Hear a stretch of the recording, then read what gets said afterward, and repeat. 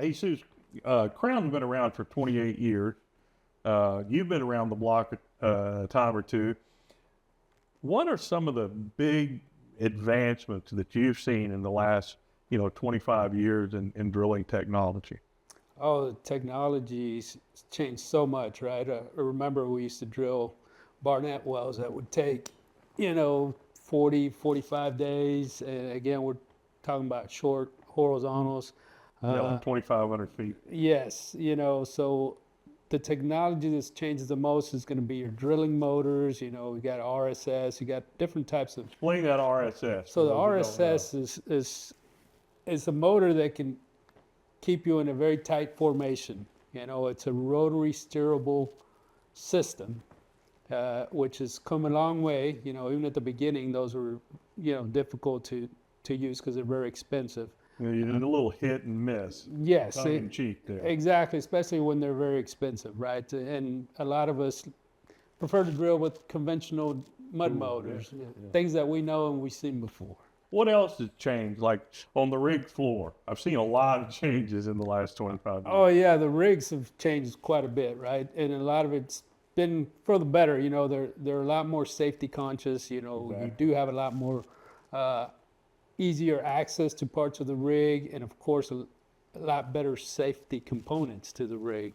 So that's changed quite a bit. You don't see a whole lot of guys out there, throwing chain anymore. You got these iron roughnecks nowadays that make a big difference and help, reduce, injuries out on the rig.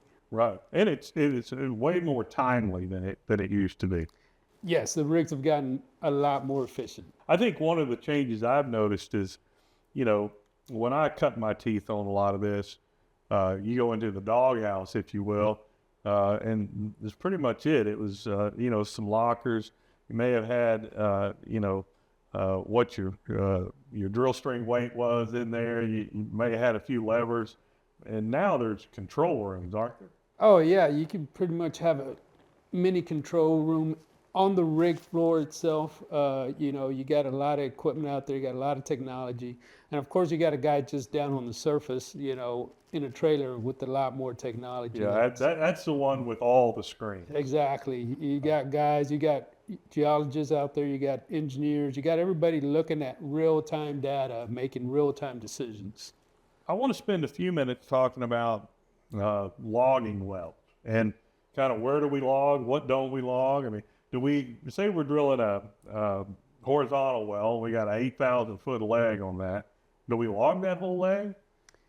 Well, what we do a lot here at Crown is basically we're just using our gamma ray tool if we have enough control on offsets close enough that we know and understand what's beneath us as far as what our target is. But some changes have been done with the logging. I mean, you can put logging tools in the hole with your directional tools now, right? Yeah. Oh, of course. Yeah. I mean that's made a world of difference. When I started out, it was just simply a wire. And those are still used. Don't get me wrong, but logging has come a long way as well.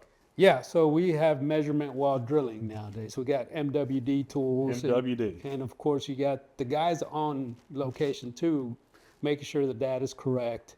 And that's made a world of difference because we always know where we're at and if we're in our zone, how far from zone. And as we're making interpretations to the data, we're making changes. Absolutely. And and you mentioned, those changes, but as we're drilling these mile-plus long horizontals, that's how we know we're still in formation. Exactly, yeah. The technology tells you exactly what it is. I mean, we still use a lot of our, traditional mud loggers, geologists on location. They'll tell you, hey, you're supposed to be in this sand package. This looks like shell to me, so. That's right. Made some adjustments. Exactly. But, a lot of that adjustment, kind of back to earlier, we talked a little bit about the control rooms and kind of what's changed. And that's in real time. They're sitting there looking at that, right? Yes. Literally, just as you said, a lot of the decisions we're making are real-time decisions based on data that's literally just taking seconds to get to you. A little different than getting that 3 a.m. phone call. Oh, yeah. I remember getting a whole bunch of those, but nowadays, you know, you can get data. You can set your computer to ping, you know, if Exactly. you're waiting on data at a certain time.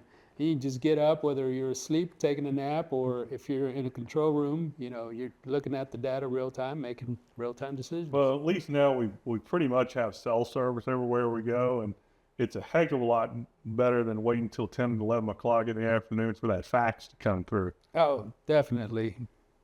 So I'd say there has been a few changes.